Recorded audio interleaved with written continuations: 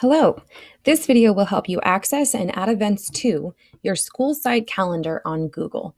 The first thing you're going to want to do is open up a Chrome browser and then make sure you are signed in to your @SangerUSD.net account. You can double check that by clicking up on the circle and then making sure that you're in the right account. After that, click on we call it the waffle, but the little 3x3 grid up at the top right-hand corner, and then choose Calendar.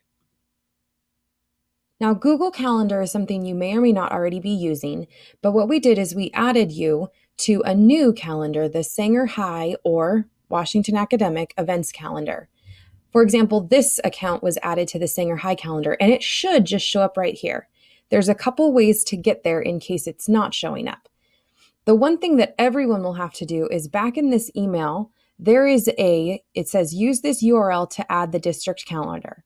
Go ahead and instead of clicking on it, highlight the whole thing and then copy it.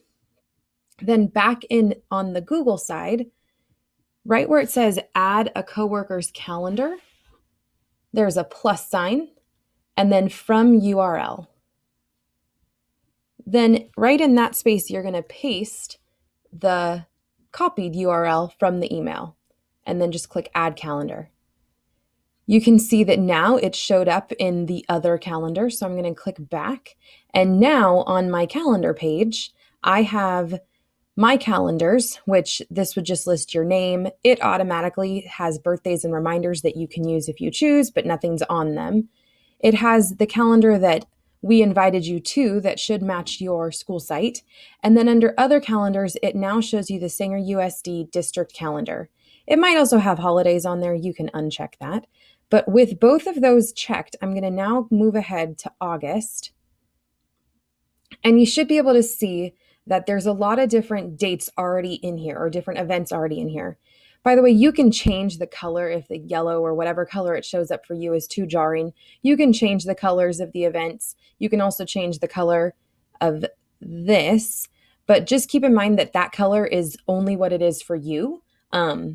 It doesn't change the colors of each of the events that you're doing. It's just a personal preference, the color that it shows up for you. So what we're going to do is on this calendar page, you can go ahead and enter in any of the events for your site. When you click a date, say for example that you have your back to school night, and we're just going to choose a date. Let's go back. Choose a date in August. I'm going to click the date and a little box will pop up. If I just click it once, this box pops up. If I click it twice, it'll automatically go to this more options page. It doesn't matter, but either way, you're going to have to get to the more options. So you can click it once and then click on more options, or double click and it will automatically go there. But go ahead and click on more options. For each of the titles, we're asking to follow the same kind of convention with naming. Please make sure your school is first, and then you can put information about the event. Make sure if it is not an all-day event to specify the time. So we can say that this is going to be from 5:30 to 7. And then if there is a specific location, you can put it there. If you want, you can also just put it in. If it's just generically at your site, you can put your site in. But if, for example, it was in a specific room, like say instead of a back to school night, this is a curriculum council meeting. Now, you might not want this on the district calendar, but just as an example, and I'm just going to leave the made up times. If you click on rooms, it will then show you your available rooms, and each site has some different rooms available.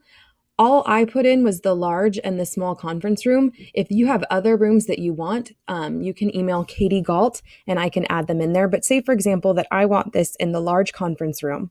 Now, again, this is not meant to replace any bookings that a booking system that you have using First Class.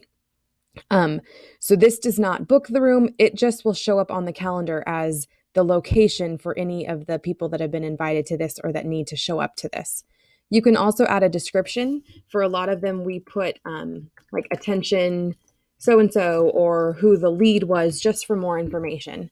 And then the last thing is to make sure that it is on the Sanger High calendar of events. Again, that color, you can leave it as is. And that's pretty much it. Go ahead and then click Save.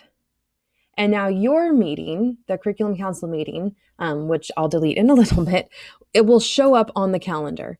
The reason that we're showing the district calendar is so that you can just already know where some of the trainings are, and different things, so that if your event is more flexible, you can try to schedule around that. Now, I had said earlier, if you're not seeing the Sanger High School calendar, you might need to talk to someone at your staff, because everyone that I did share, I'm going to click on these three dots and go to Settings and Sharings. These are the people that have been shared, and everyone has the ability to make changes to the calendar and manage the sharing. So say, for example, I'm Brian Penner and I need to be able to share it with someone else. I could click on those three dots, go to the settings and sharings, and I can add people right here, and then make sure that the people have the ability to make changes to events if you want them to actually add different things. Now, because everyone has the make changes and manage sharing, that means that you could also accidentally erase events. So just be sure to be careful about that and make sure that you're only changing the events that you're meant to change. Now, again, this is just the process that we're collecting the information. There is a public URL to this calendar, but it's not something that's just found online. You'd have to actively share this calendar with other people to, besides the people on this list, for others to be able to see it. So hopefully that answers most of the questions. If you have any other questions, don't hesitate to reach out. I think in the email, it specifies who you're supposed to contact. But if you have Google account questions, you can definitely contact me, Katie Galt. All right, happy calendaring.